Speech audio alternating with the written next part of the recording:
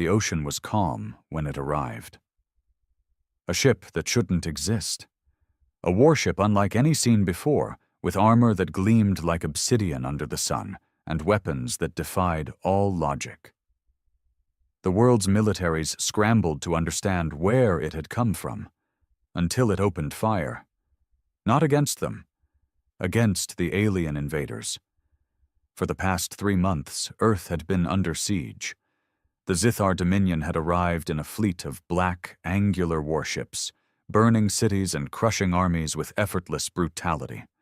Their technology was centuries ahead of anything humanity had, their weapons capable of reducing entire battalions to dust in seconds. No government had been able to stand against them.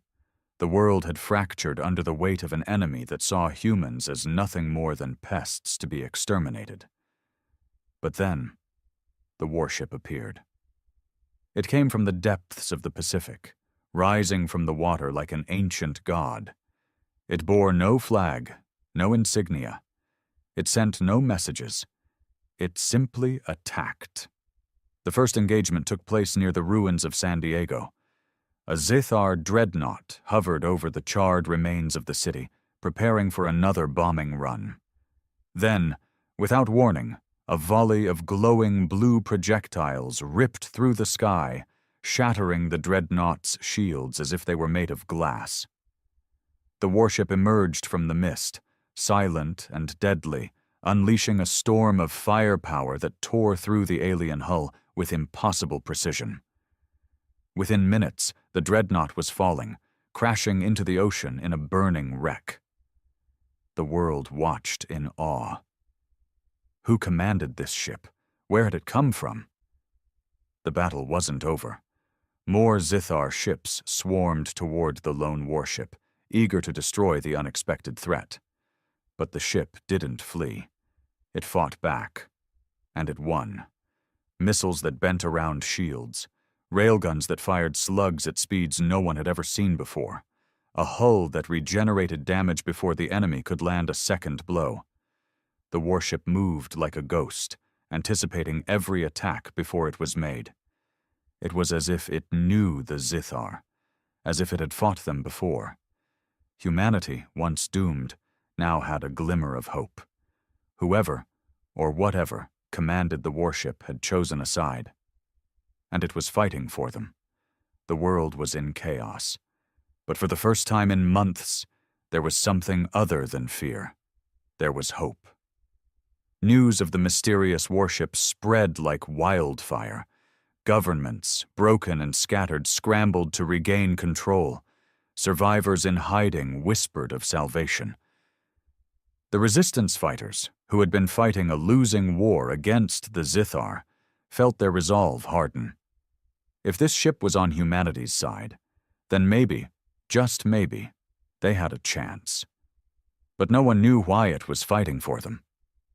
In a hidden underground bunker beneath what remained of Washington, D.C., General Elias Warren sat with his remaining advisors, staring at a live satellite feed of the Pacific Ocean.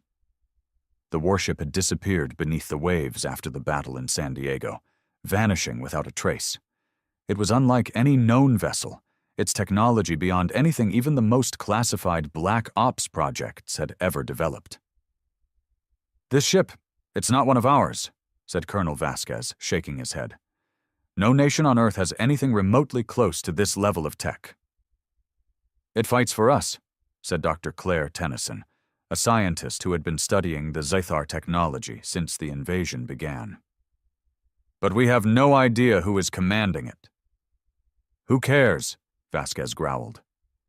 "It's the first real weapon we have against those bastards. We need to make contact." General Warren sighed, rubbing his temples.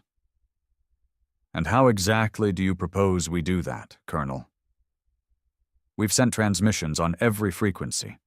We've used military codes, open channels. Hell, we even tried Morse code." No response. The room fell silent. Then, one of the analysts, a young officer named Lieutenant Parker, hesitantly raised a hand. "Sir, we did find something strange." Warren gestured for him to continue. Parker tapped on his tablet, pulling up a grainy infrared scan taken from one of the few operational satellites still in orbit. It showed the warship during its last battle. We ran an analysis on the energy signatures coming from the ship. The results were inconsistent. Inconsistent how? Claire asked, leaning forward. Parker hesitated before saying, "The energy readings match Zithar technology, but they also match something else." A deep unease settled over the room. "Something else?" Warren repeated, his voice grim. Parker swallowed hard. "Yes, sir. The energy signatures have traces of human origin." The silence stretched long and heavy. Vasquez was the first to break it. "That's impossible." "Maybe not," Claire whispered. She adjusted her glasses, her mind racing. "We assumed the Zithar were the first extraterrestrial race we encountered. But what if we were wrong? What if someone else, someone more advanced, has been watching us? What if they've been preparing for this war?" Warren's jaw tightened. "And they're using human technology?"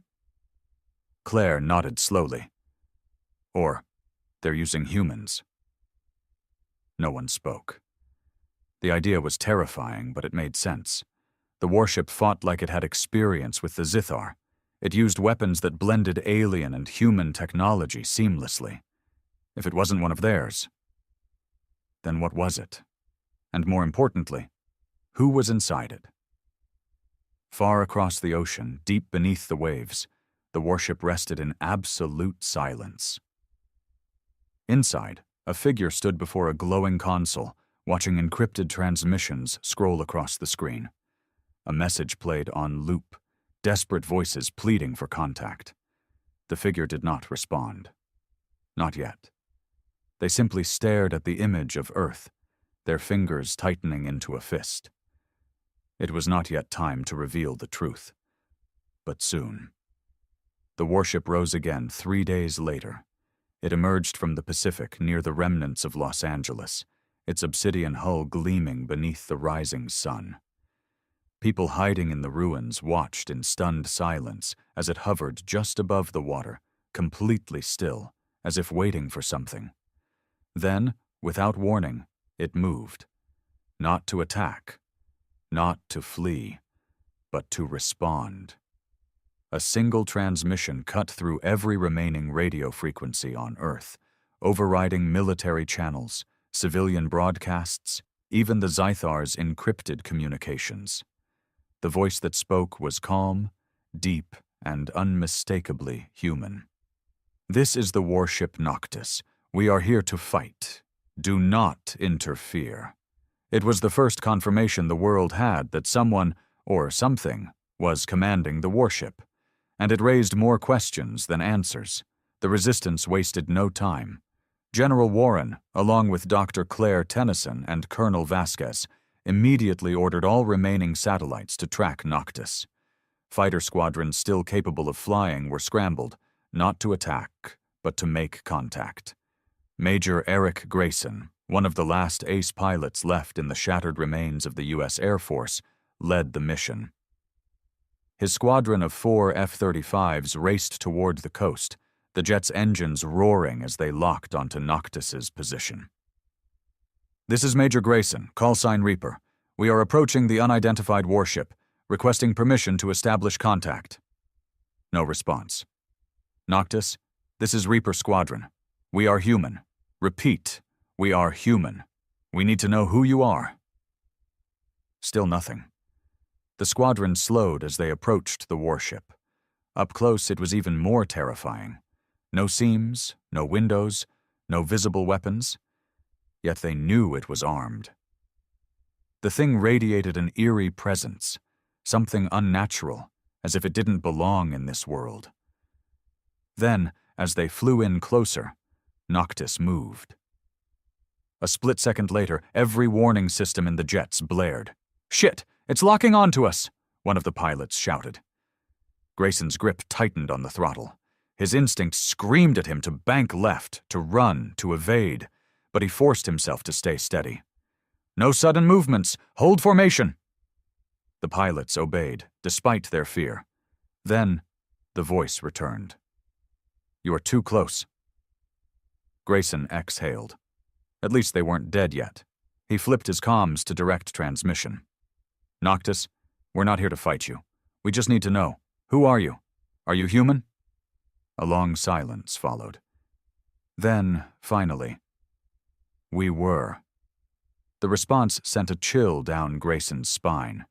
He exchanged nervous glances with his squadmates, but before he could push further, Noctis vanished. One moment it was there. The next, it had propelled itself away at impossible speed, leaving only a massive wave in its wake.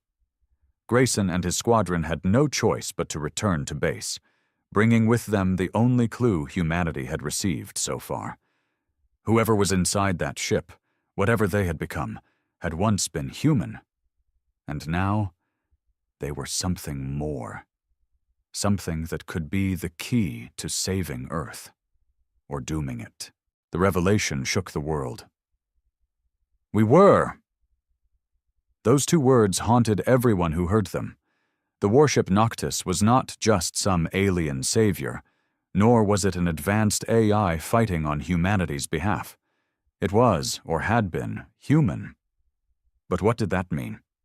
Had someone survived the initial invasion and somehow built this impossible machine? Had a lost crew been changed by something beyond human comprehension? Or was this an experiment gone horribly wrong, now returning to reclaim its place among its own kind? General Warren wasn't taking any chances. Inside the underground bunker, tension crackled through the command center. Maps, satellite images, and tactical data were spread across multiple screens, all dedicated to tracking Noctis. Warren stared at the satellite footage of its last sighting. "We need answers," he said. "Where is it now?" "Gone dark again," Lieutenant Parker reported. "No activity, no signals. It's like it vanished." "Damn it," Vasquez muttered. "We should have pushed harder, pressured them for more information." Claire Tennyson shook her head. "That could have been a mistake. Whoever they are, they're cautious. We need to earn their trust." Warren exhaled. "How do you suggest we do that?" Claire hesitated, then pulled up a file on her tablet. "There's something I haven't told you yet. Our tech team analyzed Noctis's transmission signal, and there was an anomaly." "What kind of anomaly?" Warren asked. "The voice," Claire said. "It wasn't just one voice, it was layered. There were multiple voices speaking at the same time, all overlapping." A cold chill ran through the room. Vasquez frowned. "So what? We're dealing with a crew?" "No." Claire swallowed. "We're dealing with something else." A collective Warren's grip on the table tightened. "Explain." "The way the voices merged wasn't natural. It wasn't a radio distortion or an AI-generated synthesis. It was like—" She trailed off before finally saying, "like multiple minds speaking in perfect unison." No one spoke. Then, a new alarm blared across the command center. A red warning flashed on the main screen. "Incoming transmission. Source, Noctis." Everyone turned to face the screen as a voice, cold, layered, and unmistakably human, filled the room. "The Zithar are coming. They have tracked us. Prepare for war." And just like that, the signal cut out. Silence fell over the room. Then, outside, the ground trembled. A new fleet had arrived. The Zithar, realizing they had underestimated humanity's mysterious defender, were bringing their full force to Earth. The sky darkened as their warships descended, massive and endless. But for the first time, humanity was not alone. Far over the horizon, a shadow moved across the ocean. Noctis was returning, and this time it wasn't waiting. It was leading the charge. The sky burned. The Zithar fleet descended in full force, their massive warships blotting out the sun. Cities trembled under their shadows. Their weapons glowed with malevolent energy, ready to finish what they started, to wipe humanity from existence. But this time, humanity was not defenseless. Noctis rose from the Pacific like an avenging specter, its sleek, black hull slicing through the water before it took to the air. It moved like no other vessel, defying gravity, physics, and expectation. It was alone, outnumbered, but it did not hesitate. And then, without warning, it attacked. The first strike was blinding. Beams of light lanced out from Noctis, tearing through the lead Zithar warship. The alien shields flickered for a moment, then shattered as if they were made of glass. A second later, the entire ship exploded, raining molten debris across the sky. The remaining Zithar vessels hesitated. Humanity watched in awe. Noctis had killed a Zithar dreadnought in a single shot. For months, Earth's greatest weapons had been useless against the enemy's superior technology. Tanks, fighter jets, missiles, nothing had even scratched the Zithar armor. But Noctis, in one effortless movement, had destroyed one of their greatest warships. The tide had turned. And yet, the battle had only just begun. More Zithar ships surged forward, breaking formation, swarming toward Noctis like a pack of wolves descending on a lone hunter. They fired relentlessly, beams of red plasma streaking toward their mysterious enemy. Noctis did not run. It danced. The warship twisted through the air, evading attacks with movements that defied comprehension. It dodged fire that should have been impossible to avoid, countering with brutal precision. A barrage of kinetic projectiles punched through another Zithar destroyer, causing it to spiral downward in flames. On the ground, soldiers and civilians alike stood frozen, watching the impossible unfold. Noctis was winning. In the underground bunker, General Warren and his team scrambled to keep up. "Are you seeing this?" Vasquez shouted, gripping the edge of the table. "We all are," Claire whispered, unable to take her eyes off the battle feed. Parker, his voice shaking, pointed at the screen. "Look, there's something else." The satellite feed zoomed in on Noctis. For the first time, they could see it in full detail. Along its sleek, black hull, something shifted. Patterns of glowing blue circuitry flickered across the surface, pulsing like veins. It was alive, changing, reacting to the battle as though it were more than just a ship. And then, it spoke again. "Stand ready. We cannot hold them alone." Warren's breath caught in his throat. "They're asking for help." "They trust us," Claire said, eyes wide. "Even if we don't understand them, they're fighting for us." Vasquez slammed a fist on the table. "Then what the hell are we waiting for? Mobilize every damn soldier we've got left!" Across the planet, what remained of humanity's forces roared to life. Fighter squadrons launched from makeshift runways. Missile silos, long thought useless against the Zithar, prepped for fire. Resistance fighters armed themselves, ready to take back their cities. For the first time in months, humanity was no longer running. They were fighting back. As the first wave of human forces joined the battle, Noctis surged forward, leading the charge. The Zithar had come to exterminate humanity. Instead, they had found something else, something they feared. And before the battle was over, they would learn why. The battle spread across the sky like wildfire. Humanity, once broken and scattered, now fought with a fury the Zithar had never seen before. Fighter jets wove between alien warships, unloading everything they had. Makeshift anti-air turrets, scavenged from whatever remained of Earth's military, opened fire from the ground.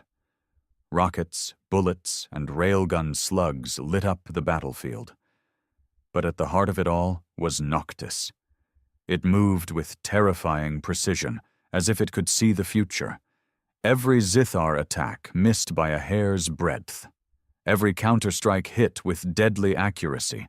It did not fight like a machine, nor like a human pilot. It fought like something beyond both. And the Zithar knew it. For the first time, the invaders hesitated. Their battle formations wavered. They had believed this to be an extermination, a final purge. Now they were losing. But the Zithar had not conquered half the galaxy by running from a fight.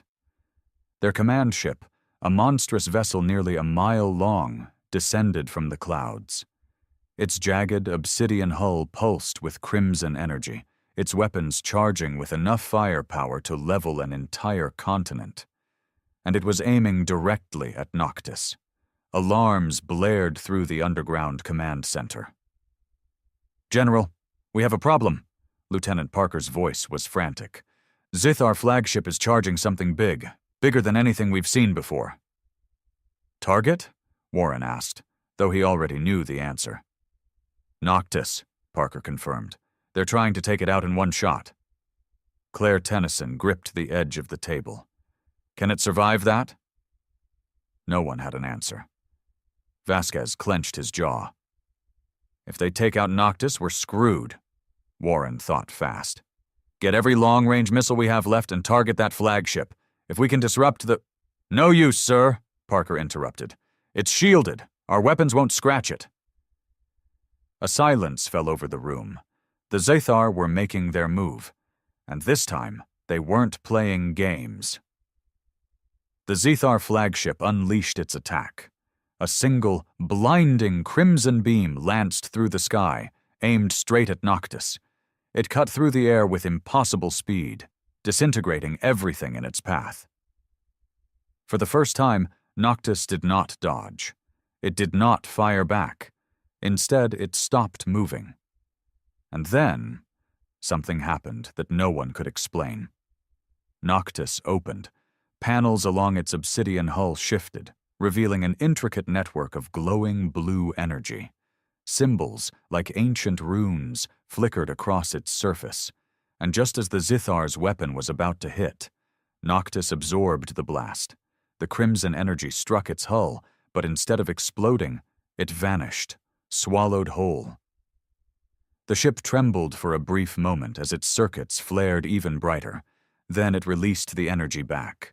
A pulse of blue light erupted from Noctis, racing across the battlefield. It struck the Zithar flagship first, and within seconds, its shields collapsed. The monstrous warship, the heart of the invasion, began to break apart. The energy spread to the rest of the fleet. Zithar ships flickered, their systems failing. Some lost control and spiraled into the ocean. Others simply vanished, disintegrating into nothing. On the ground, humanity watched as the impossible unfolded. The Zithar fleet, which had once been invincible, was dying. And Noctis stood at the center of it all, glowing like a god of war. Then, for the first time, the Zithar ran. The surviving warships turned and fled, retreating into the void of space. The once mighty invaders who had terrorized Earth for months were now desperate to escape. And Noctis let them go. The war was over. Across the planet, humanity erupted into celebration. People emerged from bunkers, from hiding places, from the ruins of fallen cities. They looked to the sky and saw, for the first time in months, victory. But the war had come at a cost. Millions were dead. The world was broken. The damage was beyond comprehension. And Noctis? It hovered in silence, watching. In the command center, no one spoke. They simply stared at the live feed of Noctis, still floating above the ocean. Finally, Warren exhaled. "We need answers." As if in response, a new transmission flickered across the screen.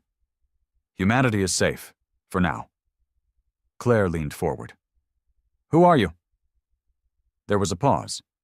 Then, the voice returned.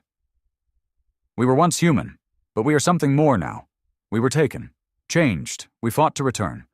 Now we fight for you." The weight of those words settled over everyone. Warren's throat tightened. "And what happens now?" Another silence. Then, "Now we wait, because they will return. And next time, we may not be enough." And with that, Noctis descended beneath the waves, vanishing into the abyss once more. The war was won, but the battle for humanity's survival had only just begun. The ocean swallowed Noctis whole, leaving behind nothing but silence. The war was over, but its scars remained. Cities lay in ruins, entire countries were unrecognizable, and the skies were filled with the wreckage of both human and alien ships. For the first time in months, Earth had a moment of peace, but it did not last. General Elias Warren stood at the edge of what had once been the Pacific coastline, staring out at the waves. The sun was setting, casting a golden glow over the water, but all he could think about was the warship that lay beneath it. Noctis. It had saved them, changed the course of the war in a single battle, and then vanished as if it had never existed. But Warren knew better. It was still down there, and he needed to know why. Claire Tennyson stood beside him, arms crossed as she scanned the ocean with a pair of binoculars. "It's been a week," she muttered. "No movement, no signals, just gone." Warren exhaled through his nose. "It's not gone. It's waiting." "For what?" Claire asked. Warren didn't answer, because he had a feeling they were going to find out soon enough. 2 days later, they received the first sign that the war wasn't truly over. It came from the ISS, the last surviving fragment of humanity's space presence. The station had gone dark during the invasion, its astronauts cut off from Earth as the Zithar took control of the skies. Most had assumed the crew was dead. But then, without warning, a single transmission came through. It was a distress call. A broken, static-filled voice gasped over the radio. "This is Commander Hayes. ISS. We are not alone up here. Something is moving outside. It's not Zithar, not human. It's just watching us." Then silence. Claire's blood ran cold as she played the transmission again. "They're back," Vasquez growled. "Or worse, something else is." Warren stared at the audio file, jaw clenched. The war had ended, but something told him that humanity's fight for survival had only just begun. And Noctis had known it all along. They weren't just waiting. They were preparing. Far below the surface, in the crushing darkness of the deep, Noctis stirred. It had been watching, listening, waiting. The Zithar were only the beginning. Something worse was coming, and this time Noctis wasn't sure if even they were enough to stop it. The ISS remained unresponsive. Despite repeated attempts to re-establish contact, Earth's last space station had gone dark. No more distress signals, no life signs detected. Just silence. At first, Warren had hoped it was a system failure, a malfunction, but deep down, he knew better. Something had been up there, watching, waiting. And now, the ISS was gone. "Still nothing?" Claire asked, leaning over Parker's shoulder as he worked furiously at the communications terminal. "No response, ma'am." Parker shook his head. "Last ping from the station was 72 hours ago, but since then, dead silence." Vasquez crossed his arms. "I don't like this. The Zithar retreated. Why would they send something back so soon?" Claire glanced at the grainy image of the ISS still displayed on the bunker's monitor. What if it wasn't the Zithar? The room fell silent. It was a terrifying thought. For months, Earth had been under the belief that the Zithar were the greatest threat the universe had to offer. Their ships, their weapons, their sheer dominance had made them seem like the apex predators of the galaxy. But Noctis had defeated them. And if Noctis had been preparing for something worse, then what did that mean for humanity? Then the alarms blared. Parker's console flickered to life, a new incoming transmission overriding all channels. Unlike before, there was no voice, No desperate message from a stranded astronaut. Just a single image. A distorted, static-filled frame from an ISS security camera. It showed the inside of the station. Floating debris. Equipment torn apart. But in the center of the frame, near one of the observation windows, something was visible. Something that shouldn't have been there. A figure. Humanoid in shape, but wrong. Too tall, too thin, too still. It had no spacesuit, no breathing apparatus, no visible technology, just a black silhouette, featureless and unmoving, watching. Then, the image cut to static. No one in the bunker spoke. Finally, Warren turned to Claire. "Get me Noctis." Deep in the abyss, Noctis woke. Its sensors had already registered the anomaly before the humans even saw the image. The silent watcher. The thing aboard the ISS. They had seen it before. And they had feared it. For all their power, all their advancements, there were things even Noctis did not dare challenge lightly. The Zithar had been brutal, but they had been predictable. Warships, armies, battles fought with strategy and tactics. But this was something else, something that did not conquer. It consumed.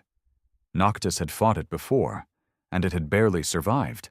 It had come for humanity, and this time, Noctis was unsure if even they could stop it.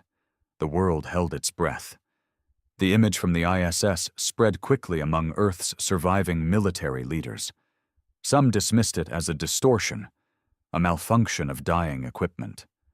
Others, like General Warren, knew better. Something was out there. Something worse than the Zithar. And if Noctis was afraid of it, then humanity had every reason to be terrified. Noctis stirred in the abyss. Inside, within the shifting walls of its impossibly advanced corridors, something pulsed, an intelligence beyond human comprehension, piecing together fragmented data. This was not the first time they had seen them. The Voidborn. That was what Noctis had called them in a time long before Earth had known of war beyond the stars. They were not invaders like the Zithar. They did not arrive in warships, nor did they make demands. The Voidborn did not conquer. They erased. Worlds, civilizations, entire empires.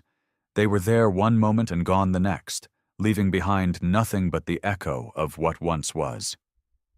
Noctis had encountered them before, long ago, back when they had still been human, back when they had lost.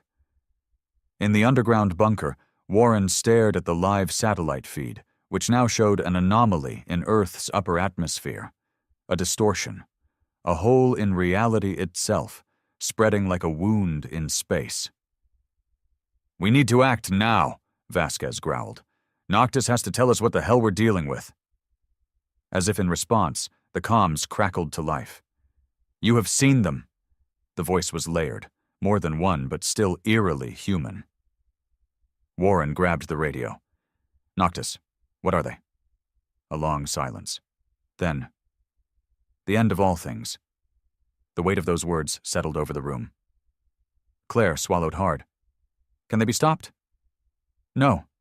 The answer was immediate, final, but then, "Not alone." Warren stood straighter. "Then tell us what to do." Another silence. Then the ocean boiled. Far off the Pacific coast, Noctis rose. It did not emerge quietly this time. A wall of water crashed outward as the warship took to the sky, its once dark hull now glowing. Energy pulsed across its surface, symbols and circuitry shifting, evolving. It was changing, preparing for war. If we do not fight now, Earth will not exist tomorrow. The ground trembled, the sky tore open, and the Voidborn arrived. The first Voidborn appeared at the edges of the atmosphere, distortions in reality itself, shifting black masses that flickered in and out of existence like living shadows. They did not descend in ships. They did not need to. They were the invasion. Across the world, every screen, every radio, every device capable of transmitting data went haywire. Strange whispers bled through the static, unintelligible, but somehow felt in the bones of every living human. Then the screaming began. In what remained of Washington, survivors looked up and saw the sky crack. The distortions spread like shattered glass, and through them, dark figures began to step through. They had no true form, no bodies, only outlines, suggestions of shape, flickering in and out of reality. Some were tall, with elongated limbs that moved in unnatural angles. Others crawled, twisting across the air as if gravity did not apply to them. Then, the first human collapsed. No wounds, no blood, just gone. Their body crumpled, eyes wide, mouth open in a silent scream. One by one, more people fell, their bodies lifeless husks before they even hit the ground. The Voidborn did not attack. They fed. Far above the battlefield, Noctis activated. A pulse of blue energy rippled outward, countering the unseen force that had begun to leach life from the ground below. The fallen stopped collapsing. The distortions slowed. And for the first time, the Voidborn noticed Noctis. They turned in unison, hundreds of flickering shapes twisting toward the warship that should not exist. Then they screamed. It was not a sound meant for human ears. It rattled through the atmosphere, through space itself, a warping, wrong noise that sent shudders of nausea through every living thing on the planet. Noctis did not falter. It fired. Not with missiles, not with lasers, with light. A pure, searing energy beam tore through the sky, striking the first Voidborn in its center. For a moment, the thing shattered, its form breaking apart, glitching, losing cohesion. Then it ceased to be, gone, erased. Not even dust remained. The Voidborn recoiled. For the first time in known history, something had hurt them, but Noctis had made a mistake, because now the Voidborn saw it not as an anomaly, but as prey. The sky boiled as the entities surged toward Noctis, faster than anything should move, warping space itself as they approached. The warship did not flee, it charged. Blades of pure energy erupted from its sides, crackling with blue fire.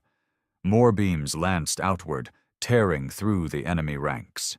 The battle was chaos, physics itself breaking as Noctis fought the impossible. On the ground, Warren and his people watched, helpless.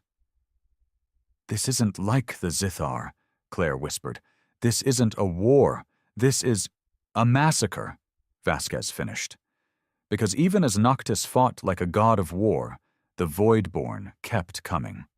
They did not die like the Zithar. They did not fear like the Zithar.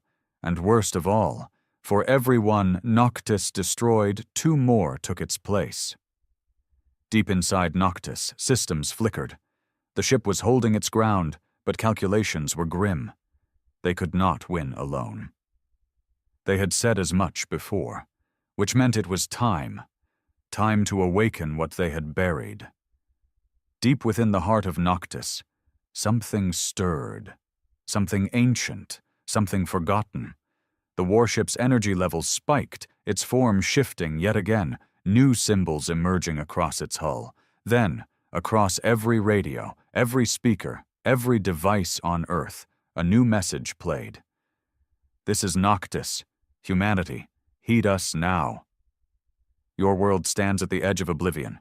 We cannot fight alone. It is time for you to rise." The message was not just a call, it was an activation, and across the world something woke up. Beneath old military bases, long-buried projects roared to life. Factories that had been left to decay stirred. Weapons hidden beneath the ruins of Earth's past wars powered on.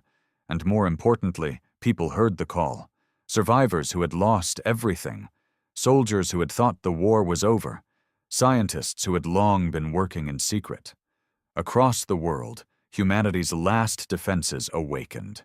And for the first time in history, they would go to war against the unknown, against gods, against the Voidborn, and they would not go down without a fight.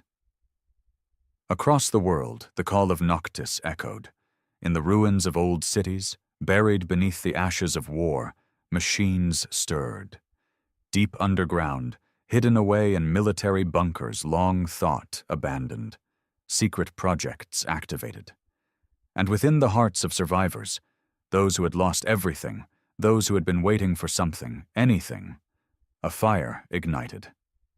Humanity had been broken, beaten, left to die. But Noctis had called upon them, and they answered. The first to rise were the hidden war machines, old automated battle platforms, buried beneath the rubble of fallen nations, powered on. Autonomous railgun turrets, once meant for wars between humans, reoriented their targeting systems toward the sky. Prototype exosuits, never before deployed in battle, surged with energy as long-dormant AIs activated, scanning for threats. And then, the first counterattack began. From the ruins of North America, missile silos that had been sealed since the first days of the Zythar invasion launched their payloads. A dozen tactical warheads soared into the sky, not aimed at ships, but at the void itself.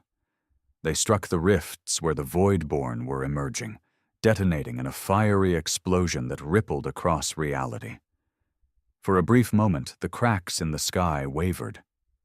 It wasn't much, but it was something. And across the world, others followed suit. In Eastern Europe, resistance fighters who had once fought a hopeless battle against the Zythar now turned their salvaged weapons toward the sky. Energy rifles, scavenged from fallen alien warriors, fired upward at the flickering forms of the Voidborn, forcing them back, if only for a moment. In Japan, an experimental mech program, abandoned when the war seemed lost, suddenly reactivated. Massive humanoid war machines, half-finished but deadly nonetheless, stood up for the first time. Their pilots, many of whom had never trained for actual combat, climbed into their cockpits and prepared for war. And in Africa, hidden beneath the dunes of the Sahara, a lost project, one that had never been meant to see the light of day, came online. Something massive began to rise, sending tremors through the earth. Noctis had not just called for soldiers, it had called for everything. Above the battlefield, Noctis fought like a cornered beast. The Voidborn swarmed it, shifting and changing as they attacked. They did not use weapons in the way humanity understood. Their very presence was a weapon. Their touch corrupted, their mere existence warped reality. Noctis's defenses were failing. The once impenetrable armor now bore fractures, its circuits flickering as energy drained faster than it could replenish. The warship knew it could not hold the line alone, but it didn't need to, because humanity had risen. The first wave of counterattacks struck. Missiles, railgun blasts, energy pulses stolen from the Zythar. The Voidborn reeled. They had come expecting a slaughter. Instead, they found a war, and then the sky erupted. From the depths of space, new shapes began to emerge. Not Voidborn, not Zythar. Something else, something old, something that had been watching. And Noctis, even as it struggled to stay airborne, sent out one last message to humanity. They are not the only ones who heard us. The battle for Earth was no longer just humanity versus the Voidborn. It had just become something much bigger. And the war was only beginning. The sky was no longer Earth's alone. As the Voidborn descended upon the planet, feeding on reality itself, another force emerged from the stars. Ships unlike anything humanity had ever seen broke through the darkness, sleek and vast, humming with power that defied comprehension. They did not belong to the Zythar. They did not belong to the Voidborn. They were something else, something ancient, something that had seen the Voidborn before and survived. Noctis recognized them. They have come. The warship's voice echoed through every surviving communication system on Earth. The ones who stood before the darkness. The ones who lost, but refused to be erased. From the newly arrived fleet, golden beams of energy lanced toward the rifts in the sky, striking the broken fractures of space itself. Where they hit, the Voidborn recoiled, their forms flickering, screaming. Humanity watched in stunned silence as the invincible horrors that had nearly ended them struggled. And then Noctis spoke again. "We fight together." It was not a request. It was a command. Across the battlefield, humanity roared to life. Fighter jets weaved through the sky, launching missiles at the weakened Voidborn. Railgun platforms fired payloads designed to tear through alien metal. But now they were used to strike against something beyond matter itself. The experimental war machines from Japan surged forward, their pilots throwing caution aside as they waded into battle. Mechs the size of skyscrapers slammed into Voidborn with all the force of a dying species refusing to fade. And in Africa, the secret project hidden beneath the sand rose completely. A weapon from a forgotten era, a last resort megastructure humanity had never dared to activate, now stood against the end of all things. It fired once, and the resulting energy blast split the clouds, carving a rift through the swarm of Voidborn. The combined force of Noctis, humanity, and the newcomers from the stars began to turn the tide. The Voidborn had not expected this. They had consumed civilizations before, but this was different. Because for the first time, the prey had fought back, and won.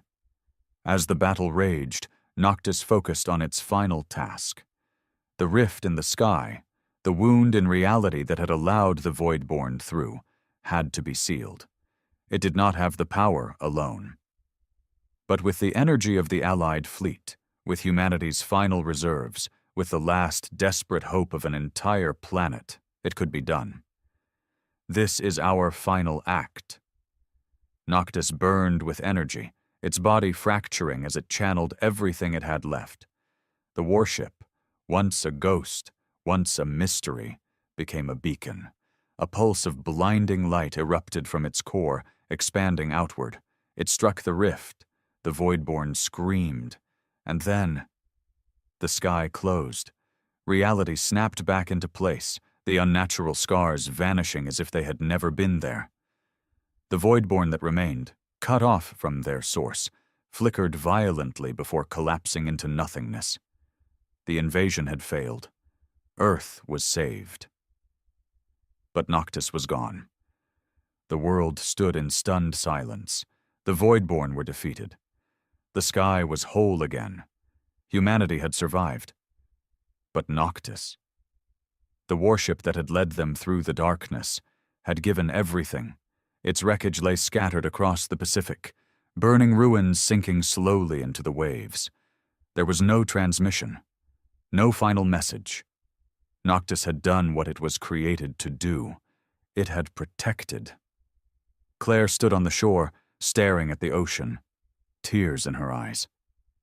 "They saved us." Vasquez stood beside her, his jaw clenched.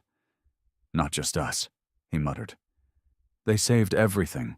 Above them, the alien fleet lingered in the sky. The beings who had come to humanity's aid did not land, did not ask for gratitude. They simply watched. And then, as silently as they had arrived, they vanished. 3 weeks later, long after the world had begun to rebuild, after survivors had emerged and nations had reformed, after humanity had begun to ask what comes next, a single transmission played. Weak, fractured, barely audible. "We are still here." The signal came from a deep beneath the Pacific, where Noctis had fallen, where something still lived. And humanity knew that whatever was left of Noctis, whatever remained of those who had once been human, they were not done yet. The war had ended, but the next age of humanity was only beginning, and Noctis would be there when it arrived.